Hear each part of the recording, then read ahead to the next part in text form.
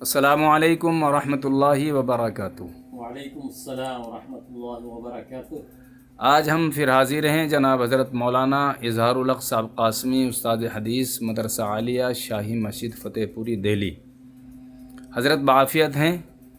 الحمدللہ۔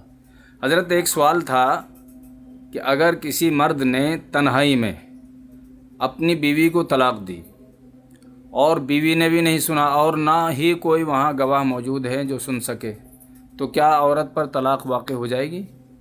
نحمدہ ونصلی علی رسولہ الکریم، اما بعد۔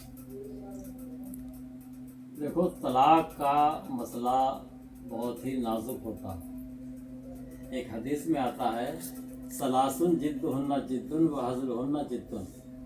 تین چیزیں ایسی ہیں جن کی حقیقت بھی حقیقت اور مذاق بھی حقیقت ہوتا۔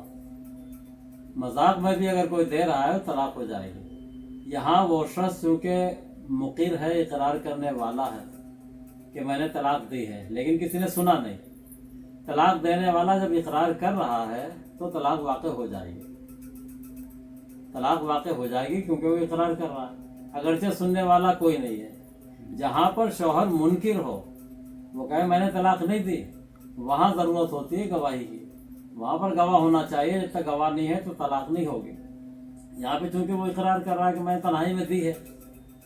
البتہ یہ ضروری ہے کہ ایسے الفاظ استعمال کرے جس سے اس کی بیوی ہی مراد ہو۔ جیسے یہ کہے میں نے اپنی بیوی کو طلاق دی، اپنی بیوی کو طلاق دی، امراتی طالقن یوں کہہ رہا ہے تو طلاق ہو جائے گی۔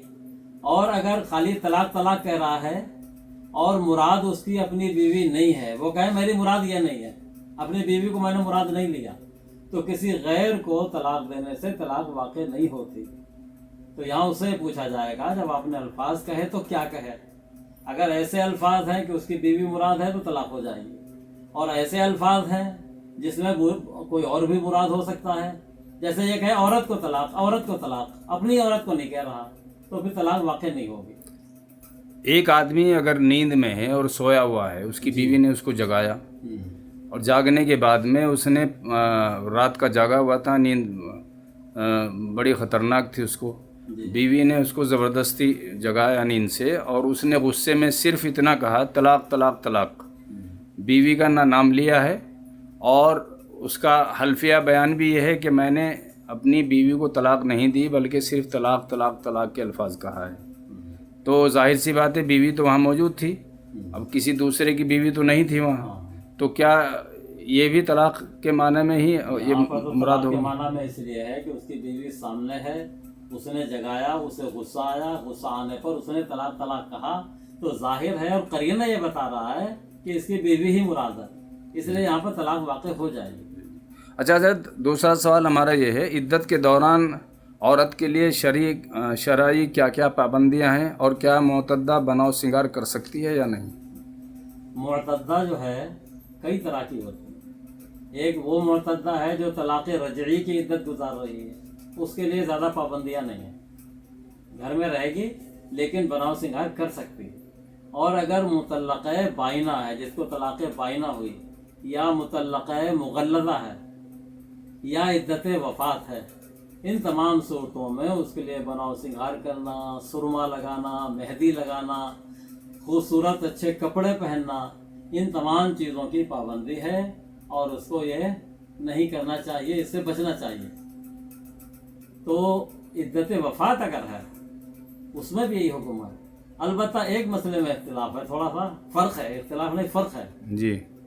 فرق یہ ہے کہ عدت طلاق میں عورت گھر سے باہر نہیں نکل سکتی کیونکہ خرچہ شوہر کے اوپر لازم ہے، اور عدت وفات میں چونکہ اس کو خرچہ دینے والا کوئی نہیں ہے، اس لیے اگر وہ غریب ہے یا کام کرنے جاتی ہے تو وہ گھر سے باہر نکل سکتی ہے، لیکن شرط یہ ہے کہ غروب آفتاب سے پہلے پہلے اپنے گھر آ جائے۔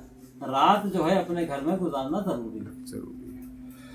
جزاکم اللہ خیر الجزا۔ السلام علیکم ورحمۃ اللہ وعلیکم وبرکاتہ۔ السلام ورحمۃ اللہ وبرکاتہ۔